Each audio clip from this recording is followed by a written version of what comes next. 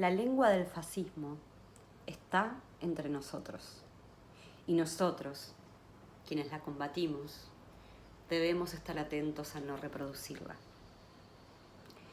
Combatir al fascismo consiste, en primer lugar, en jamás hablar en su lengua, ni como ironía, ni como contragolpe, ni como paradoja.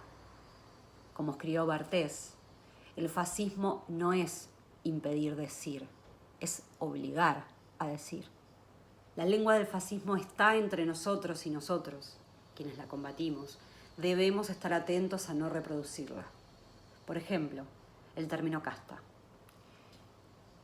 Es ese uno de los conceptos claves entre nosotros del neoliberalismo en su fase fascista. Y desde entonces se escucha una y otra vez, repetidamente, decir como crítica al fascismo, al final la casta son los jubilados, la casta son los trabajadores, no fueron contra la casta resultó ser el pueblo, o incluso la casta al final somos nosotros. Pero nosotros no debemos hablar jamás en esos términos. No debemos tomar jamás la palabra del enemigo para invertirla en nuestra contra, en su contra. ¿Por qué esa inversión? Inversión como lo contrario, pero también como compra o creación de activos del capital, es siempre fracasada. Al pronunciar esa palabra ya estamos hablando en su lengua, ya nos ganaron, ya estamos combatiendo en su terreno, ya perdimos. Podría dar muchos otros ejemplos de otras palabras y expresiones, creyendo ser críticos. En realidad estamos siendo hablados por ellos.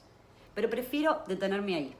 Recuerdo de memoria, así que tal vez no sea tan preciso, una carta de Gretel Adorno a Walter Benjamin, con quien mantuvo una gran amistad, incluso por fuera de la figura de Teodoro W., no me acuerdo cómo era el apellido, en la que le preguntaba por qué usaba diversas expresiones, fascismo, nacionalsocialismo, etc.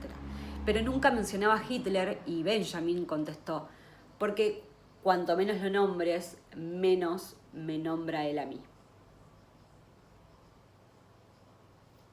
Pues de lo que se trata es de crear zonas de la lengua libres de fascismo y de crear zonas de la lengua en combate con el fascismo, en combate a partir de nuestra propia creación de lengua.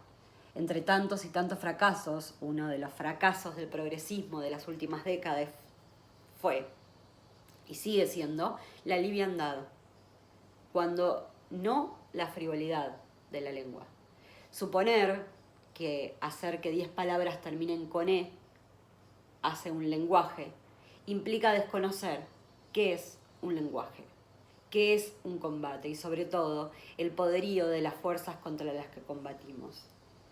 Mientras el huevo de la serpiente crecía, la lengua del progresismo no pasó de una apropiación estatal de palabritas tomadas de aquí y de allá, de las ciencias políticas y la academia norteamericana, y no se preparó para la guerra civil solapada en la que estamos inmersos, que es la guerra del gran capital contra inmensas poblaciones.